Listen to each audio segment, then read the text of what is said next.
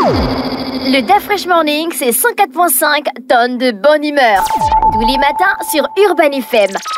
La meilleure radio de la capitale. La meilleure radio de la capitale. Sur les 104.5 Urban FM, la station urbaine avec Elvis Elvis. Bonjour. Bonjour DaFresh, bonjour Fallon, bonjour Mosley, Big Up à René Rude, où elle est quelque part du côté de la Russie. Et bonjour à tous les auditeurs câblés sur les 104.5 et tous les sportifs qui ont gagné ce week-end à travers les grands matchs qu'il y a eu. Qu'est-ce qui s'est passé samedi? DaFresh, on garde toujours le meilleur pour la fin. Donc avant de parler de football, on va démarrer par le basketball. Non, on ne veut pas. On ne veut pas. On garde le meilleur pour la fin. On ne veut pas. On ne peut pas passer sur ça. On ne peut pas passer sur ça. Bon, on va démarrer par le football. On va déjà souligner que beaucoup de joueurs et beaucoup de supporters du Real de Madrid pensaient que le Real de Madrid allait créer la sensation parce que, évidemment, la semaine dernière, du côté de la Ligue des Champions, le Real de Madrid a battu le Borussia Dortmund 5-2. Ils étaient menés de 2-0. Donc, du coup, ils ont mis les 5 buts à la deuxième mi-temps. Ils se sont dit que le Real de Madrid amené par Vinicius, qui est sûrement le futur ballon d'or de ce soir, ou Kylian Mbappé, qui va peut-être remporter le ballon d'or, allait créer la sensation en battant évidemment cette équipe du Football Club de Barcelone. Je souligne que le Football Club de Barcelone est actuellement entraîné par un Allemand. Donc celui-ci, à part le système du FC Barcelone, que le tiki-taka, il a apporté sa pierre à l'édifice. Donc du coup, beaucoup se disaient ce sera vraiment un match difficile, mais derrière que le Real Madrid va l'emporter. Pour les supporters des Blancs, évidemment les merengues et les supporters du Real de Madrid. De l'autre côté,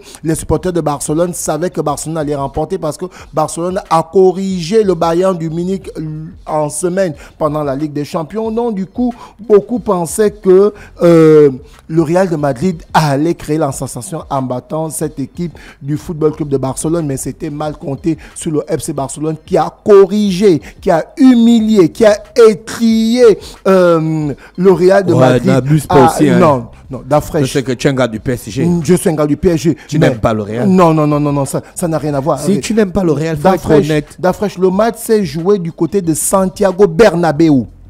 Donc c'était du côté du Real de Madrid. Et ils ont pris 4. C'est une humiliation. Est-ce que tu comprends un peu? C'est une humiliation. Que Jean-Paul ne se fâche pas ou que Elvis Kedi ne se fâche pas, les gars. C'est la réalité. Vous avez pris 4-0 à domicile. Vous n'avez même pas pu marquer un but. Et pourtant, les attaquants du Real... Et pourtant, les attaquants du... Ils sont espagnols. Qui? Les gens que tu as... Les gens que je sais, ce sont les... Est-ce qu'il n'y a que les Espagnols qui supportent le Real de Madrid? Donc, du coup, le Real de Madrid, via ses attaquants, n'a pas pu avoir cette dernière finition-là pour pouvoir ouvrir le score. Parce qu'il y a Kylian Mbappé qui a eu des situations où il pouvait marquer. Vinicius aussi, la même chose, mais rien du tout. Donc, du coup... Showbiz, ne te fâche pas, hein. Il s'amuse. Donc, du coup, c'est le Football Club de Barcelone qui crée la sensation le samedi 26 Mbappé, il avait les pieds attachés. Non, c'est pas qu'il avait les pieds attachés. Mais là, on est dans une situation... Depuis que Mbappé est revenu du Cameroun, il a un petit zobo bizarre. Hein. Non, c'est même pas ça. C'est Mbappé arrive dans un club qui n'a plus rien à prouver. Est-ce que tu comprends? Le Real de Madrid, ne dis jamais dans ça. le même club. Un club a toujours quelque chose à prouver. Dans le même club. Laissez-moi arriver. Le Real de Madrid a remporté la Ligue des Champions l'année dernière, 2024. Le Real de Madrid a remporté la Ligue des Champions 2022. C'est pas ça. Est-ce que leur ambition, c'est de ne plus gagner? Non. Ce que je suis en train de vouloir dire, c'est que c'est un club dont la Ligue des Champions, tu vois, non, c'est leur terrain d'entraînement. Regarde, là, ils ont changé la phase de la Ligue des Champions. Là, on est à la nouvelle phase. Oui. Donc, avec l'ancienne phase, c'est 15 titres du Real de Madrid. Vous comprenez un peu? Ils remportent tous les 2 ou les 3 ans la Ligue des Champions. En temps, ça fait... La Liga, ça ne compte plus... Non, ils gagnent aussi la Liga. Ça fait 10 ans que Barcelone a pu remporter la Ligue des Champions. La dernière fois, c'était en 2015. On se souvient du trio Messi, Neymar et Suarez. Bon, depuis, ils n'ont plus remporté. Est-ce que tu comprends un peu? Voilà. Là, donc, du coup... Donc, du coup, aujourd'hui, le Real de Madrid, avec l'arrivée de Kylian Mbappé, Ancelotti est en train d'essayer un nouveau système. Kylian Mbappé, du côté du Paris Saint-Germain, tout le monde jouait pour lui. Tu vois un peu d'afreche. C'est ce que je suis en train de dire. Entre-temps, du côté du Real de Madrid, Vinicius, après le départ de Benzema, quand ils ont remporté la Ligue des Champions 2022 et Benzema a été Ballon d'Or, beaucoup se disaient, est-ce que le Real de Madrid va encore se maintenir? Vinicius a fait taire ses détracteurs en disant que je suis là. Il a remporté la Ligue des Champions 2024 et c'est le Real de Madrid qui avait sorti le Paris Saint-Germain, vous vous souvenez. Donc vous comprenez que lorsque Kylian Mbappé, qui était grande star, qui était tout permis du côté de Paris Saint-Germain, il arrive du côté du Real de Madrid, il trouve un Vinicius qui est en super forme, qui est bien parti pour remporter le Ballon d'Or et les deux jouent généralement du même côté, les deux aiment généralement avoir de l'espace, les deux aiment généralement avoir le ballon. À partir de là, Ancelotti doit faire des choix forts. Est-ce que tu comprends? Donc, soit laisser Vinicius jouer à son poste de prédilection et mettre Kylian Mbappé en avant-centre, un poste qui n'affectionne pas tellement, ou essayer des stratégies qui derrière, au départ, ça va pas payer, mais à la fin, peut-être ça payera. Mais pour le match de samedi, ça n'a pas payé et le Real de Madrid a pris 4-0 et ça a payé Quel cash. est le schéma tactique du Real de Madrid? Il joue avec 3 attaquants. Et bon, généralement, il joue avec quelqu'un qui a, qui est l'écran libre. C'est à l'époque du grand Zinedine Zidane. Est-ce que tu comprends un peu? Luis Figo, Ronaldo le Brésilien, quand on savait que Zidane va jouer 10. Est-ce que tu vois, il sera le moteur animateur du secteur offensif et on a R9 qui est en avant-centre ou Michael Owen, tu vois, et on a des joueurs qui peuvent déborder sur le côté comme à l'époque de Raoul, comme à l'époque on va citer Mijatovic pour les années 90, mais là, le Real de Madrid n'a plus véritablement d'avant-centre. Est-ce que tu comprends un peu? Donc, il joue avec quoi? Donc, il joue avec des ailiers qui sont très forts, qui ont une très bonne pointe de vitesse, qui dribblent très bien, tu vois, et ils ont aussi un milieu de terrain défensif qui marque beaucoup. Ton joueur préféré, Jude Bellingham, tu comprends un peu. Donc, ce qui fait que lorsque ces deux joueurs-là, comme j'ai cité Kylian Mbappé et Vinicius Junior, n'arrivent pas à marquer, tu comprends, ça a payé cash. Est-ce que tu vois un peu? Et de l'autre côté, on a Jude Bellingham qui est aussi passé à côté de son match, tu vois, et du coup, ça a payé cash. Donc, alors, pour les dernières confrontations entre ces deux équipes, le Football Club de Barcelone face au Real de Madrid, je rappelle que le prochain match va se passer le 11 mai 2025. C'est Barcelone qui va recevoir le Real de Madrid. Dans le match qui s'est passé ce samedi 10 2024, le Real de Madrid a reçu le Football Club de Barcelone. Ils ont pris 4-0. Ensuite, l'ancienne confrontation s'était passée le 4 août dernier. Le Real de Madrid avait perdu 2-1. Le 21 avril 2024, les deux équipes, le Real Madrid avait remporté 3-2. Le 14 janvier 2024, le Real Madrid avait gagné 4-1. Le 28 octobre 2023, le Real Madrid avait remporté 2-1. Le 27 septembre 2023, le Real de Madrid avait perdu 3-0. Donc, en fait, ce sont des équipes qui se connaissent. Est-ce que tu comprends? Ce sont les deux meilleurs clubs d'Espagne. Est-ce que vous comprenez? Et on est sorti dans une confrontation où, pendant la Ligue des Champions, les deux meilleurs clubs espagnols, le Real de Madrid et le Football Club de Barcelone, ont battu les deux meilleurs clubs allemands, le Bayern de Munich et le Borussia Dortmund. Donc, du coup, les deux équipes-là, on les attendait du côté de ce classico qui est le plus grand match de l'histoire des clubs, en fait, parce que c'est le match qui fait couler beaucoup d'encre et de salive, comme j'aime bien le dire. Tout le monde se mobilise et du coup, vous imaginez les parieurs qui ont pu perdre de l'argent parce que beaucoup ont misé bof to score. C'est-à-dire qu'ils étaient incertains que le Real de Madrid va remporter ou Barcelone va remporter. Du coup, il y a certains qui ont misé bof to score, c'est-à-dire les deux équipes marquent. Mais le Real de Madrid n'a même pas pu mettre un but malgré le fait qu'ils étaient à domicile. Vous comprenez qu'il y a beaucoup de supporters du Real de Madrid qui se sont retrouvés avec la tête dans les chaussettes, tels que Cartel Ngoua qui a suivi le match quelque part du côté de la mangrove. Il était complètement déçu, son équipe a perdu et du coup il a dit non, là Ancelotti doit revoir le système. Effectivement, le système doit être revu parce qu'à cette allure, s'ils prennent 4-0 du côté de Santiago Bernabéu face à Barcelone, on se dit que le match retour qui va se jouer le 11 mai 2025 du côté du Nou Camp, il risquerait de prendre pratiquement 5-0. Et à part ce classico, il y avait aussi un autre classique du côté de la France où le club préféré de monsieur Assoumou Romial et que SF Mosley était opposé face au Paris Saint-Germain.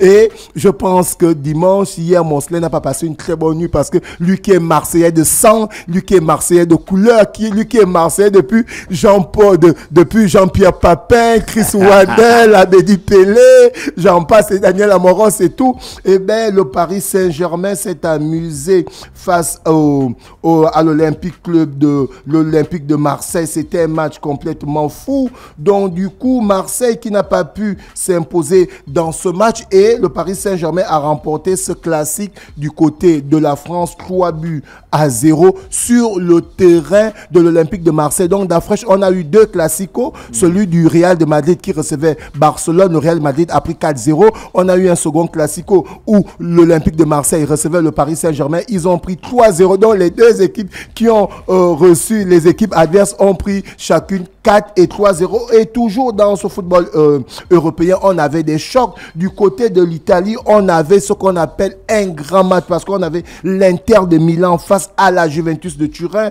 Pour ceux qui ont suivi le match, eh bien, ils étaient servis. C'était vraiment un match prolifique parce que les 2 équipes d'Afrique se sont soldées 4 buts partout, tu te rends compte. Donc, c'était coup pour coup. Lorsque l'Inter marque, la Juve marque. Lorsque l'Inter marque, la Juve marque. Et du coup, les 2 équipes ont fait 4-0. Et là, on a le Football Club de Barcelone, comme je disais tantôt, qui est en train de rentrer dans l'histoire. Le Football Club de Barcelone devient la première équipe de l'histoire. Là, je fais un big up à Christa Creusé, Giscard 16. Le Football Club de Barcelone devient le premier club de l'histoire à marquer 37 buts en 11 matchs en Liga. Est-ce que tu comprends? Donc, on espère que à la fin de saison, ils vont remporter le championnat et ils vont remporter la Ligue des Champions pour ajouter une 6e étoile sur leur palmarès parce que depuis 2015, comme je disais, le Football Club de Barcelone n'a plus remporté de Ligue des Champions. Ensuite, on a cette polémique, je l'ai souligné. La Ligue des Champions, c'est chaque année. C'est chaque année.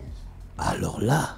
Donc, tu comprends que ça fait 10 ans que Barcelone n'a plus remporté. Donc, vous jouez la Ligue des Champions, vous jouez la Liga. Oui. Vous jouez la Coupe du Roi. Vous jouez la Coupe du Roi. Là, c'est pour ceux qui sont en Espagne. Oui, ceux qui sont en Angleterre jouent la Ligue des Champions, ils jouent la FA Cup, ils jouent la Coupe de la Ligue et ils jouent la Premier League. Donc, ils ont plus de matchs. Est-ce que tu comprends? C'est chaud, hein? Et avec la nouvelle version de la Ligue des Champions, on en a critiqué ici Mosley, que ça donne encore beaucoup plus de matchs. Bon, beaucoup justifiaient que les joueurs ont énormément de grosses primes et de gros salaires, dont ça devra aller. Mais derrière, c'est beaucoup plus de matchs. Parce que d'après, tu te souviens que lorsqu'on a une année où il y a par exemple la CAN, les joueurs africains qui jouent dans des grands clubs, ils vont jouer non seulement, par exemple, je prends le cas de Mohamed Salah, qui évolue du côté de Liverpool. Il va par exemple jouer la Premier League, il va jouer la Ligue des Champions, il va jouer la FA Cup, il va jouer la Coupe de la Ligue, il va jouer la Ligue des Champions, il va encore aller jouer la CAN. Tu vois ce que ça fait. C'est trop de matchs. Et pour la petite histoire, à l'époque du président... Mais les footballeurs d'aujourd'hui sont plus forts que les footballeurs d'avant. Non, je ne pense pas. Ah, mais il y en a qui vont en retraite jusqu'à 38 ans. Avant, c'était quoi? 33, 36? Ils sont mieux suivis. Ils sont mieux suivis. Bah, Cristiano Ronaldo, il joue encore au foot, il a plus que 40 ans. Encadrement, c'est l'encadrement. À l'époque, le foot était encore brut. Hein. À l'époque, les gars, à 32 ans, ils étaient déjà foutus. Il n'y avait pas les joueurs, il n'y avait pas encore toutes les règles qu'on a aujourd'hui. Mais c'est ce que je dis. Oui, oui. Donc, le système... Bon, pas fort, mais ils sont mieux. Quand je dis fort, je parle de la santé physique, en fait. Ouais, les médecins sont pas oui, la médecine du sport a énormément évolué. Voilà. La médecine de sport a énormément évolué, donc ce qui fait qu'il y a un meilleur suivi. Mais tu as un joueur, par exemple, comme Ronaldo, le Brésilien, qui avait, par exemple, critiqué le Ballon d'Or en disant, par exemple, que nous, à notre époque, il était quasiment impossible de voir un joueur doubler ou tripler le Ballon d'Or. Parce qu'à l'époque, tu avais des joueurs tels que Rui Costa, Zidane, Luis Figo, Rivaldo, Del Piero. Tu vois un peu, tu avais les gars comme les George Weah, Mathias Zammer, Paolo Maldini, tu vois un peu les Shevchenko, des grands joueurs comme ça. Il dit, entre-temps, à l'époque de Cristiano et Messi, les gars ont triplé, ils ont doublé, ils ont quadruplé, ils ont quintuplé. Est-ce que tu comprends un peu? Pour dire que les attaquants sont plus forts et les défenseurs sont plus faibles. Et il a souligné en disant que nous, à notre époque, on avait des défenseurs tels que Bremer, Franco Baresi. Tu vois un peu des défenseurs comme ça, les Tariboez. Tu avais des gars comme les Rigobertson. Ils préfèrent te casser la jambe même si il aura 6 mois. Même s'il aura 6 ou 6 mois de suspension, tu vois un peu. Mais il préfère faire en sorte que le ballon passe, mais l'homme ne passe pas. On se souvient du match qui s'était passé au début des années 90 entre la Zingo Nationale et les Lions Indomptables du Cameroun, où Raymond Kala avait donné un méchant tacle à Mambouela, où il avait dit Petit, change de côté. Tu vois un peu, donc du coup, les défenseurs étaient plus coriaces. Ouais. Et d'après, tu as pu le voir sur le podcast de Samuel Eto'o, qui souligne lorsqu'ils sont allés jouer les éliminatoires de la Coupe du Monde face à la Côte d'Ivoire. Il dit les Ivoiriens étaient tellement supérieurs que le coach camerounais est allé chercher un ancien, Raymond Kala. Est-ce que tu comprends un peu? Un assassin. Lui-même, il dit ça, quoi. Les gens savaient que c'était un assassin. Tu vois, ça, ce sont les défenseurs de l'époque. Ouais. Tu vois, donc c'était un peu plus coriace. Ouais, mais aujourd'hui, c'est plus comme ça. Hein. Non, aujourd'hui. Le règlement a changé. Les attaquants sont plus protégés, tout comme les gardiens, mais les défenseurs sont moins protégés. Et non seulement le règlement a changé, et le football a tellement évolué qu'on demande maintenant les défenseurs d'apporter sur le plan offensif. En temps à l'époque, on avait des défenseurs de la vieille école comme les Marcel Desailly, les Lilian Thuram, les Laurent Blanc, tu vois un peu, qui étaient des défenseurs de la vieille époque, c'est-à-dire ils montaient un certain niveau comme les Stam. Et ensuite, avant le centre, ils n'avançaient plus. Ils attendaient. Est-ce que tu comprends? Actuellement, on a des défenseurs qui apportent jusqu'à aller marquer, et c'était ça un peu la tout cet environnement-là fait en sorte que le footballeur dure plus dans la carrière parce que que les footballeurs d'avant. C'est devenu en même temps un spectacle, le football. Bien sûr. C'est plus seulement du sport, c'est plus seulement gagner un match. C'est aujourd'hui un divertissement. Ce qui fait que le divertissement, on enjolive quand même un peu pour amener le spectateur à avoir on va dire, des beaux gestes techniques, quoi.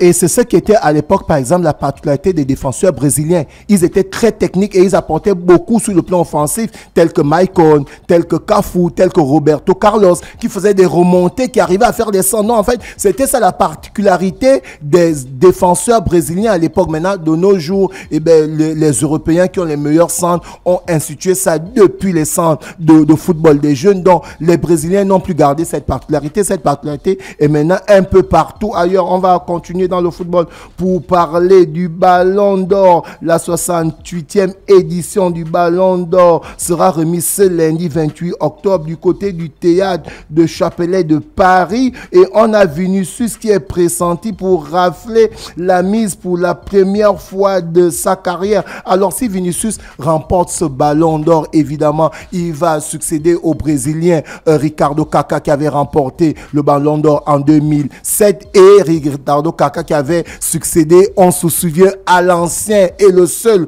pour certains, le seul magicien qu'il y a eu dans le football. L'homme s'appelait Ronaldinho, qu'il avait remporté avec le Football Club de Barcelone. On se souvient de la saison 2005. On va aller du côté du basketball pour parler des équipes gabonaises qui sont du côté du Cameroun pour jouer la première phase de la zone 4 de la BOL, la Basket African League. Donc ce lundi 28 octobre 2024, on a la journée qui concerne les filles qui sont du côté du Cameroun. Donc, à partir de 12h, on a CNSS le Congo démocratique qui sera opposé à Daniel Baptiston du Cameroun à partir de 12h. Et à partir de 14h30, on a Nzanyon Basketball Association qui représente le Gabon qui sera opposé à FAB du Cameroun. Donc, on espère que les filles de Nzanyon Basketball qui représentent le vert, jaune, bleu vont faire une très bonne rentrée et pourquoi pas remporter ce premier match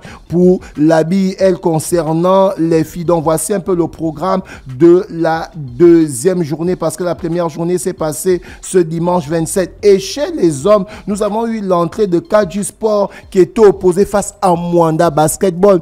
Les poulains de Massoudji et le Péché n'ont pas pu créer la surprise parce qu'ils ont voyagé, c'est vrai, à moins d'une semaine de la compétition. C'est vrai que depuis 2 mois, ils étaient du côté du lycée Léomba où ils s'entraînaient. Mais de l'autre côté, c'est Kaji Sport du Cameroun. On parle de Kaji Sport de basketball qui a créé la sensation en battant l'équipe de Mwanda qui représente évidemment le vert, jaune, bleu, qui représente le pays 69 à 50. 54, donc plus 15 points d'écart, malgré évidemment l'apport de l'international gabonais Junior Oganda qui a mis 22 points, il a pris 4 interceptions et il a eu une évaluation de 19 et il a mis un compte, mais malgré cette performance, Mwanda Basketball n'a pas pu remporter sa première sortie et Mwanda perd face à KG Sport, comme je le disais tantôt, 69 à 54. Et d'après samedi, du côté d'un hôtel de la place, on avait l'élection de la Ligue de basketball de l'Estuaire et cette élection a été vraiment entachée de plusieurs problèmes pour certains qui ont effectué le déplacement et d'autres présidents de clubs se sont plaints parce que derrière, il fallait appliquer l'article 13 et entre-temps, l'article 13 était précédé de l'article 19. Donc, si on arrive à joindre l'ancien président Bonango d'Orlan, il pourra passer ici demain pour venir un peu nous expliquer quelles sont quelles sont les modalités d'élection en AG où on doit élire un président de ligue? Quelles sont les applications qui doivent se faire? Est-ce que c'est en AG électif qui doit avoir toutes les organisations ou c'est à l'Assemblée générale extraordinaire que certaines situations doivent être posées et une fois qu'on arrive à l'élection, on commence d'abord par régler ces problèmes-là et ensuite on va à l'élection. Mais l'élection, on a eu la candidate Florine Azizé qui a été qui a démissionné pendant l'élection. Elle a dit qu'elle ne pouvait pas aller à l'élection parce qu'elle n'avait pas reçu la notification de la Ligue de basketball de l'Estuaire, le bureau sortant, pour avoir le quorum de ceux qui devaient voter. Et du coup, il y a certaines associations qui se sont vues retirer le droit de vote, telles que Relais Basketball et JBC de l'Emigui. Parce qu'ils ne cotisent pas. Ouais, on en a parlé ici, en fait. Il fallait... C'est logique. Hein. Pour respecter la loi, tu cotises pas, tu votes pas. Bon, il y a des clubs qui ont cotisé à moitié et il y a d'autres qui ont tout cotisé. À moitié, c'est pas cotisé. Tu vois, donc, c'est... La norme, c'est cotiser. La norme, c'est cotiser. Tu dois donner toutes Parce que là, tu vexes le gars qui cotise. Voilà. Quand tu votes. Bon, après, beaucoup... Est-ce que tu trouves que c'est juste? Tu t'arroges un droit qui Mosley a dit que tu cotises, je cotise, Elvis cotise, Dafresh cotise, Elvis vote, Dafresh vote. Elvis ne cotise pas. Mosley dit que tu votes. C'est injuste. C'est injuste. Ouais, dans ce principe. Mais après, là... Il n'y a pas d'après. À la base, c'est injuste. Le seul après, c'est que ça va créer un cercle vicieux. Le cercle vicieux, c'est que tout le monde va dire je cotise aussi à moitié ou je ne cotise pas. L'année dernière, tel n'a pas cotisé, il a voté. Pourquoi aujourd'hui, c'est moi qui vote? Et c'est comme ça que le désordre s'installe. Ouais.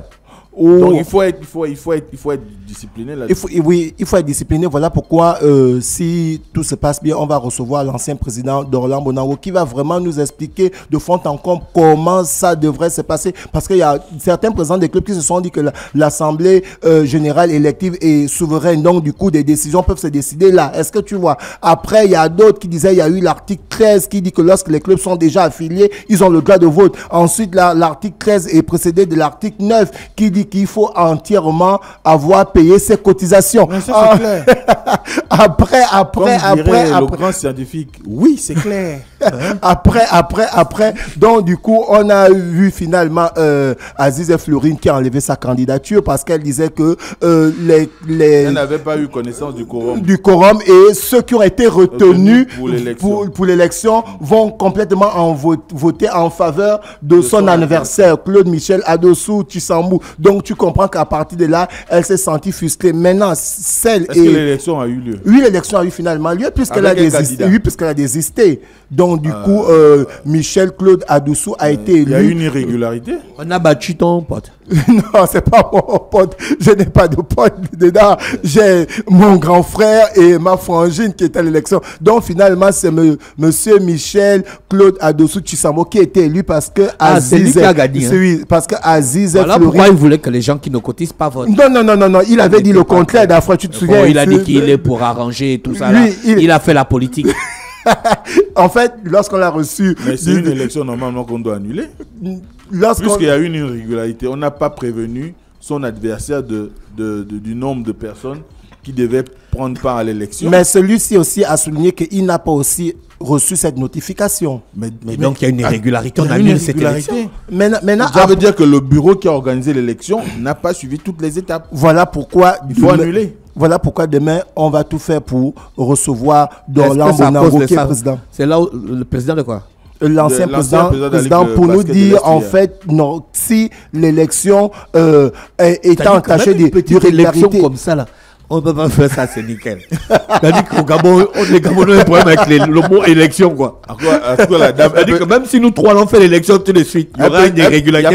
Il n'y a pas l'équivalent du TAS dans la fédération. Oui, mais justement, le bureau provincial de l'Est hier qui a géré l'élection a eu à souligner aux différents présidents des clubs qui étaient là qu'il fallait, dans un premier temps, lorsque vous arrivez... il a faute dans les élections. Donc, le bureau provincial de l'Est qui a géré l'élection a dit, lorsqu'on arrive à ce style d'élection, vous devez, via votre groupe, souligner toutes les irrégularités qu'il y aura au sein de l'élection et ensuite maintenant vous suivez la procédure. Elle a pris par exemple l'exemple du conseiller du président actuel Paul Kessiani qui avait été candidat à l'élection de la Ligue de football de l'Est hier où il avait eu où pour lui l'élection n'avait pas des irrégularités et il avait suivi la procédure et au finish l'élection avait été annulée par le TAS, vous vous souvenez. Donc elle a dit là il n'est pas question de venir faire le désordre. Il y a des points qui ont été inscrits sur l'AG. Et ce sont ces points que nous allons respecter. Mais de façon unipersonnelle, le bureau aurait dû s'auto-saisir et dire « Nous avons manqué à nos obligations, annulons ». Ça peut aussi se faire. Quel bureau? Le bureau qui a organisé les élections. Non, c'est pas le bureau sortant qui organise les élections. Non, mais ceux qui ont organisé les élections. C'est qui a organisé ces élections? Il y a eu une assemblée, non? Oui, il y a eu une assemblée. Ceux qui ont dirigé cette assemblée-là. Bon, après le bureau sortant a... Elvis, pourquoi tu insistes? Il y a des irrégularités sur l'élection. Je n'insiste pas.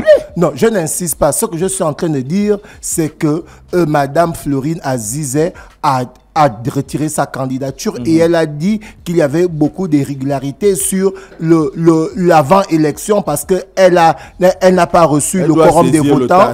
Ensuite, maintenant, arriver c'est logique.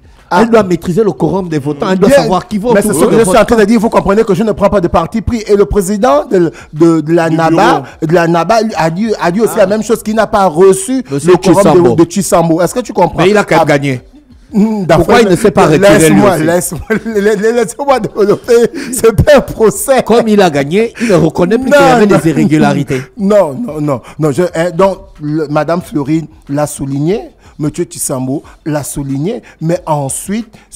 Le bureau provincial de l'Est qui organise les élections a demandé, laissez-moi terminer, a demandé aux deux candidats de venir présenter leur programme d'action. Est-ce que tu vois des activités qui vont mener s'ils sont élus? Le président de la NABA, Chisambo, a présenté son programme dans son avant-propos. Il a dit qu'il est vraiment, en fait, il n'est pas d'accord de tout ce qui se passe. Tu vois, il aurait souhaité que tout le monde puisse voter et que le climat soit apaisé. Il a présenté son plan d'action. Madame Azizé, elle aussi a présenté son plan d'action. Est-ce que vous comprenez?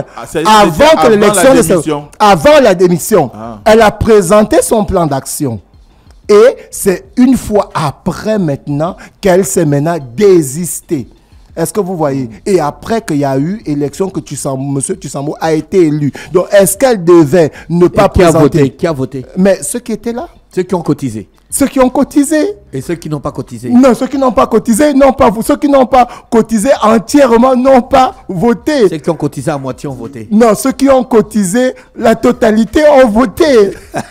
Elvis, merci. Ça fait plaisir. Merci Elvis avec nous ce matin sur les 104.5 Urban FM, la station urbaine. On parlait de sport à la gabonaise, bien sûr. Le DAF Fresh Morning, c'est 104.5 tonnes de bonne humeur. Tous les matins sur Urban FM. La meilleure radio de la capitale. La meilleure radio de la capitale.